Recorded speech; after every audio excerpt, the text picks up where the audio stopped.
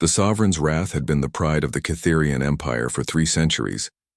A massive dreadnought stretching 2 kilometers from bow to stern, bristling with quantum cannons and dimensional shields, it represented the pinnacle of galactic military engineering. When it vanished during a routine patrol near the Outer Rim, the loss sent shockwaves through the Galactic Council.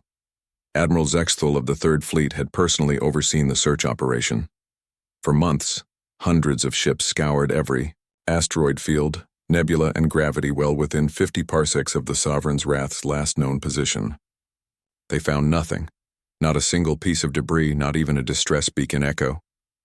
It was as if the mighty warship had simply ceased to exist. The official report classified it as lost to unknown dimensional anomaly. The families of the 50,000 Cytherian crew members mourned. The Empire built 3 new dreadnoughts to compensate for the loss. Life moved on.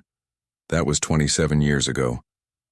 Now, as Admiral Zexthul stood on the bridge of his flagship, staring at the sensor readings that defied all logic, he felt his 4 hearts skip in synchronized terror.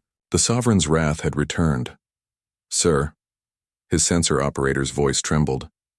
"The ship. It's broadcasting Terran identification codes." Terran. Human. The species that had barely achieved interstellar flight when the Sovereign's Wrath disappeared. The primitive bipeds who still used chemical propulsion and had only recently developed basic energy weapons. The same species that most of the galaxy dismissed as insignificant newcomers who would likely destroy themselves within a few centuries. "Open a channel," Zexthul commanded, his voice carefully controlled despite the chaos in his mind. The main viewscreen flickered to life, revealing a figure that sent murmurs of disbelief rippling through the bridge crew. A human female stood, in what was unmistakably the command center of the Sovereign's Wrath, but the bridge had been completely transformed. Sleek human interfaces had been integrated seamlessly with Cytherian technology, creating something that looked both familiar and alien. "This is Captain Sarah Chen of the Terran vessel Second Chance," the human said, her voice carrying an authority that seemed impossible for such a young species. "Admiral Zexthul, I presume. Your reputation precedes you." "That ship," Zexthul's voice cracked slightly, "belongs to the Cytherian Empire. How did you acquire it?" Captain Chen smiled, a predatory expression that made the Admiral's blood run cold. "We found it, Admiral. Drifting dead in a pocket dimension, crew in stasis, systems failing. Your people had encountered something they couldn't handle. We adapted." The viewscreen split, showing interior footage of the ship. Humans walked the corridors alongside the original Cytherian crew, but something was different about the aliens. They moved with purpose, with energy that hadn't been there before. Their eyes held a spark that Zexthul hadn't seen in his own people for generations. "The pocket dimension," Captain Chen continued, "was fascinating. Time flows differently there. What's been 27 years for you has been over 2 centuries for us.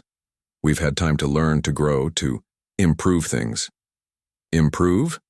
Zexthul's xenobiologist, Dr. Veltar, leaned forward. "What have you done to our people?" Captain Chen's smile widened. "We saved them. When we found your crew, they were dying from dimensional exposure. Our medical techniques, crude as you might consider them, were enough to stabilize them. But more than that, we offered them something your empire never could, which is hope." The word hung in the space between the ships like a challenge. Admiral Zexthul had heard of human hope, of course. It was one of their most documented characteristics, along with their stubborn refusal to accept defeat. Most species viewed it as a character flaw. "Your crew," Captain Chen gestured to someone off-screen. "Would you like to speak with them?" A figure stepped into view, Commander Thysek, the Sovereign's Wrath's former first officer, but he looked different. Where before there had been resignation and mechanical duty, now there was fire in his eyes. "Admiral," Thysek said, "the humans didn't just save our lives. They showed us what we had forgotten. They reminded us why we sail between the stars in the first place." "The Empire will demand the return of our vessel," Zexthul stated, trying to maintain his composure. "Will they?" Captain Chen's expression turned serious. Because from what we've observed during our journey back, the Empire is failing.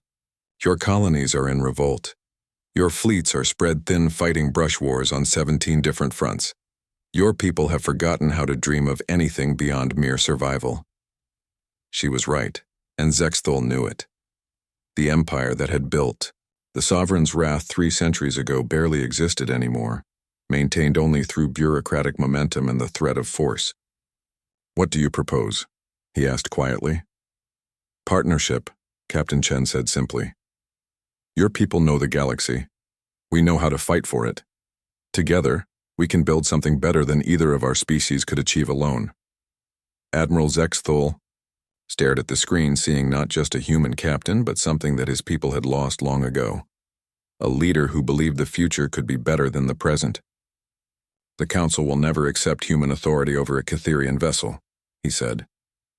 "Then perhaps," Captain Chen replied, "it's time for a new council." As if summoned by her words, the sensor display lit up with new contacts. Ships were emerging from hyperspace around the Second Chance, but these weren't Terran vessels.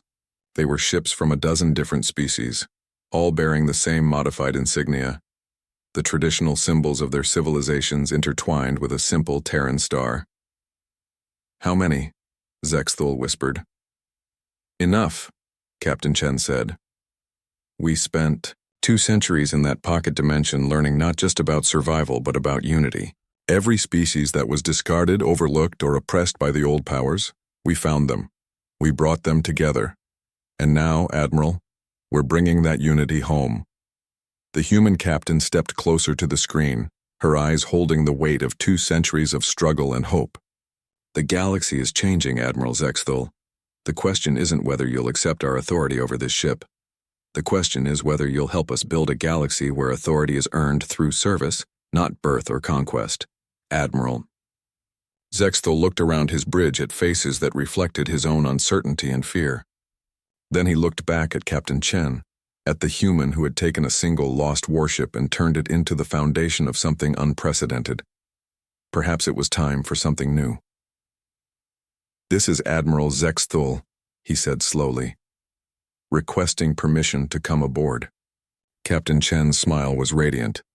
"Permission granted, Admiral. Welcome to the future."